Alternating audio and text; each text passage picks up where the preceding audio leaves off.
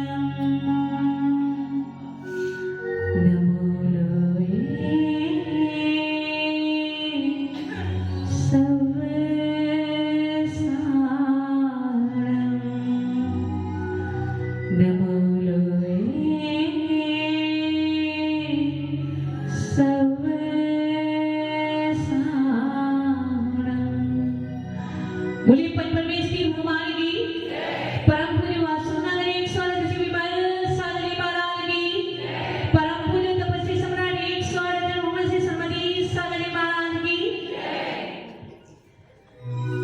छिंबाड़े रस छलका रहे मुस्कान तेरी दृढ़ मना गुरु मंत्र स्वाद में हालती आवाज में जादू भरा आवाज में जादू भरा मन की मेरी गहराई में जो है समाए आप हो गुरुदेव मेरे शीश पर नित आपका हाथ हो। बोलिए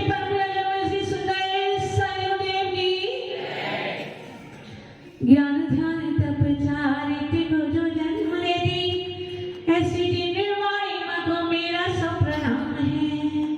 ज्ञान ध्यान तप चारित्र्य को जो जन्म ले दी ऐसी निर्वाणी माँ को मेरा सब प्रणाम है।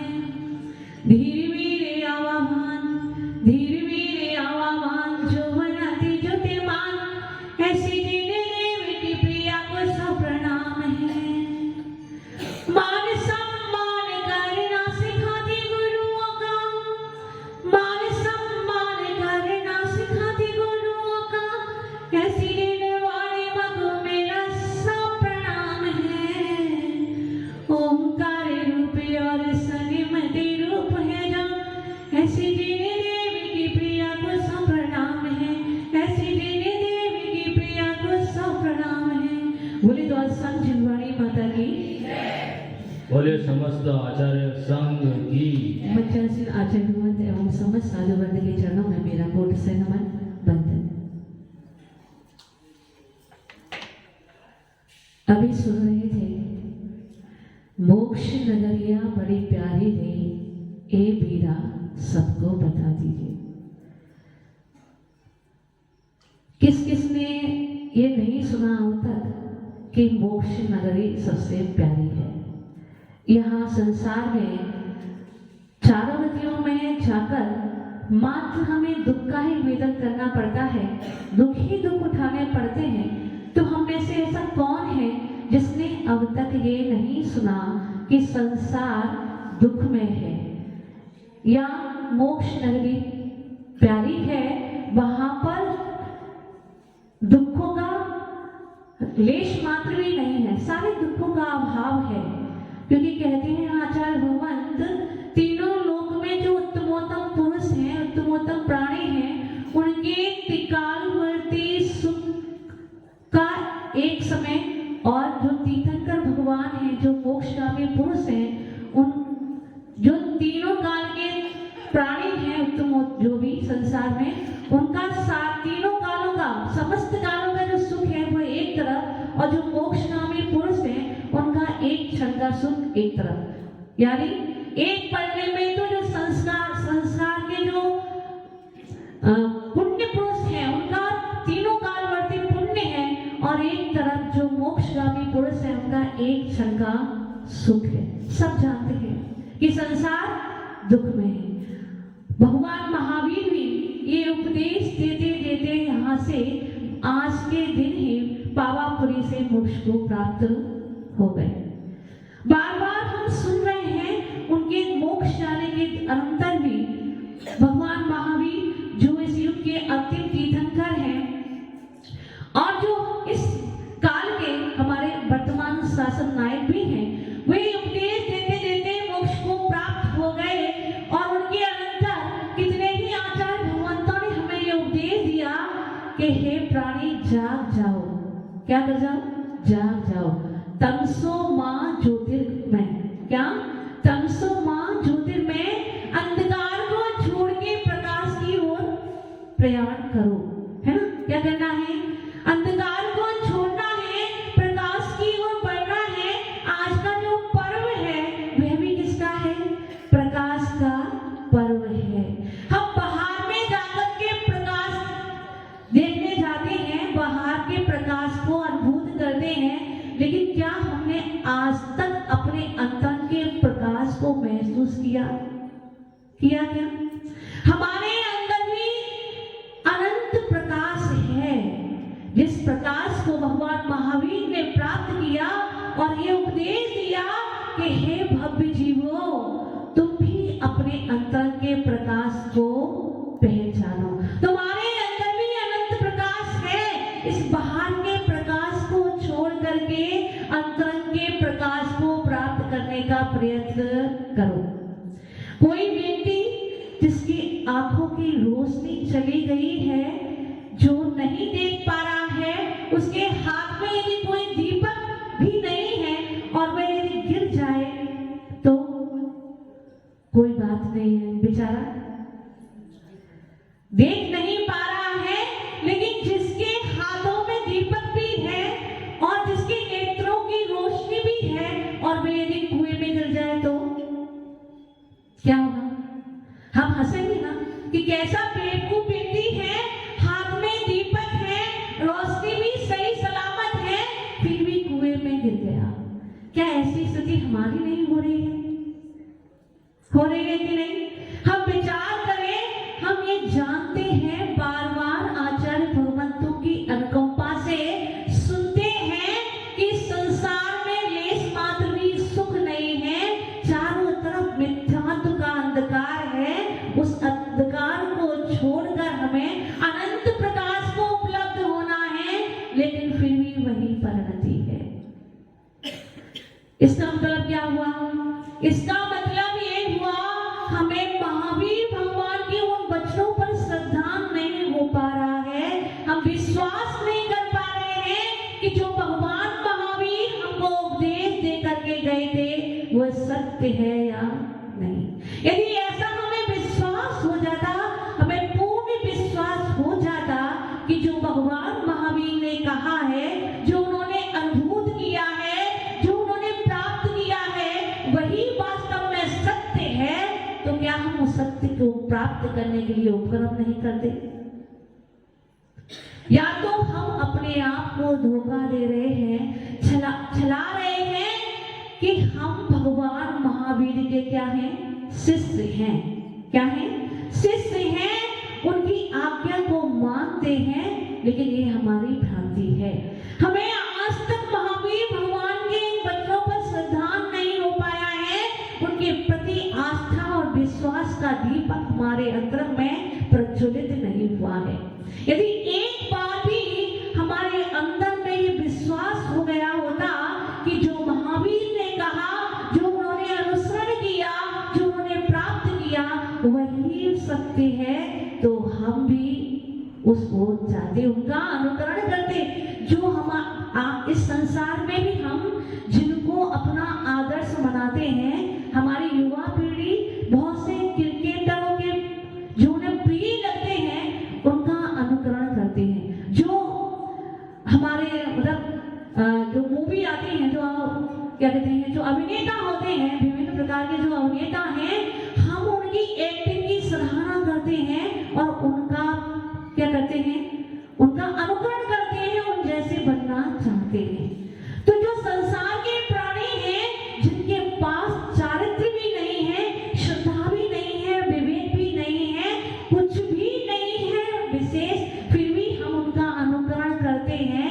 तो जो सत्य मार्ग को बता रहे हैं, जिन्होंने सत्य को स्वयं अनुभूत कर लिया है, ऐसे जो महापुरुष हैं हमें बार बार समझा रहे हैं, तो भी हम क्या कर रहे हैं, सोए हुए हैं। जो सो रहा है उसको तो फिर भी जगाया जा सकता है, लेकिन जो सोने का बहाना कर रहा है उसको जगाया नहीं जा सकता। तो क्या करना है, अनुभूत करना है, महसूस करना है, विश्वास करना है, भरोसा करना है कि ये महावीर भगवान ने जो कुछ कहा वो सत्य का। दिवाली जब भी आती है, हम अपने घरों की सफाई करते हैं, घर आंगन को सजाते हैं, लेकिन क्या एक बार भी हमने अंतरंग की गंदगी को साफ करने का पुरुषार्थ किया? क्या अपने अंतरंग को सजाने का प्रयास किया? नहीं किया। यदि एक बार भी कर लिया होता तो हम भी यहाँ नहीं बैठे होते, हम भी महावीर के पद पर अग्रसर हो गए होते। क्या हुआ, पंचम काल में मोक्ष नहीं है, लेकिन मोक्ष मार्ग तो है, कि मोक्ष मार्ग भी नहीं है। आज भी मोक्ष मार्ग पर चलने वाले आप जैसे ही प्राणी हैं।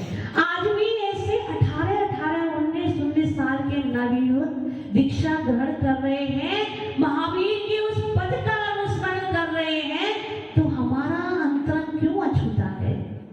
खुद से प्रश्न करें, है ना? जो महावीर हमें दिखा के गए, वे हम क्यों नहीं देख पा रहे हैं? भगवान महावीर ने और क्या कहा? ये तो बहुत बड़ी बात थी। इसके अनंतर भी भगवान महावीर ने कहा, उपदेश दिया हम सबको, क्या उपदेश दिया? अहिंसा परमो धर्म। ये छोटा सा उपदेश भी क्या हम पालन कर पा रहे हैं? हम जब भी ये पर्व आता है, जब भी भगवान महावीर को स्मरण करते हैं, घर आंगन को स्वच्छ करते हैं, मिठाइयाँ बनाते हैं, पकवान बनाते हैं, बाहर के प्रकाश को देखने के लिए जाते हैं, और क्या करते हैं, ढेर सारे पटाखे छुड़ाते हैं। क्या यही अहिंसा धर्म है? क्या हम सब नहीं जानते कि पटाखों को चढ़ाने से करोड़ों जीवों का घात हो जाता है? यदि कभी हमारा धोखे से हाथ जल जाता है तो क्या होता है? बड़ी पीड़ा होती है। दिन रात हमारी दृष्टि उस पर होती है, वे पीड़ा हमें झकझोर देती है। तो जब हम पटाखे चढ़ाते हैं और उनसे करोड़ों निरीह प्राणी मारे जाते हैं, तो क्या हमको पीड़ा नहीं होती? होती है कि नहीं? हम जानते हैं इस बात को, और ये तो प्रत्यक्ष में देखने में भी आता है कि अन्य प्राणियों की बात तो छोड़ दो, हम स्वयं भी पटाखों से कभी कभी प्रताड़ित हो जाया करते हैं, जल जाया करते हैं। फिर कैसा हमें अनुभूत होता है? हमारी वो महावीर की अहिंसा कहाँ गई, जहां हम किसी को मन से भी कष्ट देना नहीं चाहते?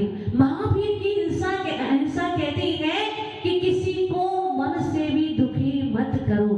और जो हम क्या करते हैं, पटाखे छुड़ाते हैं, करोड़ों रुपयों को बर्बाद कर देते हैं। यदि इस धन राशि को किसी अच्छे काम में व्यय किया जाए तो क्या होगा? किसी जीर्णों मंदिर के जीर्णोद्धार में लगाएं, शास्त्रों के निर्माण में लगाएं, शास्त्रों के छपवाने में लगाएं, गुरुओं के विहार में लगाएं, गुरुओं के आहार दान में लगाएं, तो कितना अपव्यय करते हैं हम उस धन का, जिसका हम सदुपयोग कर सकते थे। और क्या मिल रहा है हमें बदले में? क्या मिल रहा है? पाप ही पाप मिल रहा है, पुण्य जरा भी नहीं है। धन का भी व्यय हो रहा है, हमारी शक्ति का भी व्यय हो रहा है, और हम क्या कर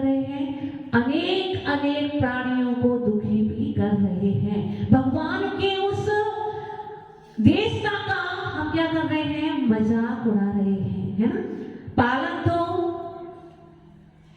एक अक्षर भी नहीं कर रहे हैं, बल्कि उसके विपरीत कार्य कर रहे हैं। हम सब जानते हैं कि कितने जीव इस पटाखों के अंधकार में जल जाया करते हैं।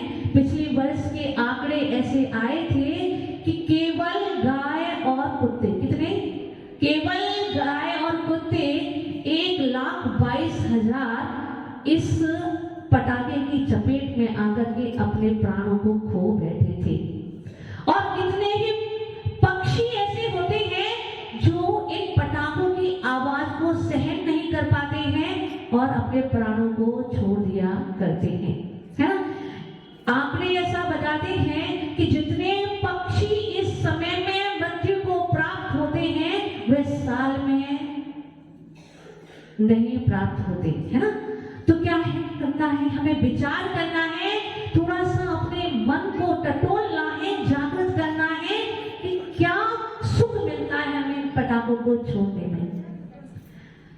सुख मिलता है क्या? किसी को कोई सुख मिलता है क्या? किसको दुख देकर हम सुख कैसे प्राप्त कर सकते हैं? इतने सारे जीवों को हम मृत्यु के घाट उतारते हुए कैसे सुखी हो सकते हैं, ये हमें विचार करना है। और यदि हम वास्तव में भगवान महावीर के वंशज हैं, यदि हमें महावीर भगवान के शब्दों पर, उनकी देशना पर थोड़ा सा भी यदि श्रद्धा है, तो आज हम ये नियम कर लें कि हम स्वयं एक भी पटाखा नहीं छोड़ेंगे और ना अपने बच्चों को छोड़ने के लिए प्रेरित करेंगे। उनको समझाएंगे, उनको बताएंगे कि पटाखे छोड़ने से क्या हानि होती है। बहुत से पक्षी ऐसे भी होते हैं, पशु पक्षी, जिनके गर्भ भी गिर जाया करते हैं, है ना। तो क्या करना है, विचार करना है। महावीर भगवान ने जीवन पर्यंत अहिंसा को अंगीकार किया, आत्मसात किया और कैवल्य की प्राप्ति की। आज हम उनके गुणों की पूजा अर्चना कर रहे हैं, उनके पथ पर चलने का अनुक्रम कर रहे हैं कि नहीं कर रहे।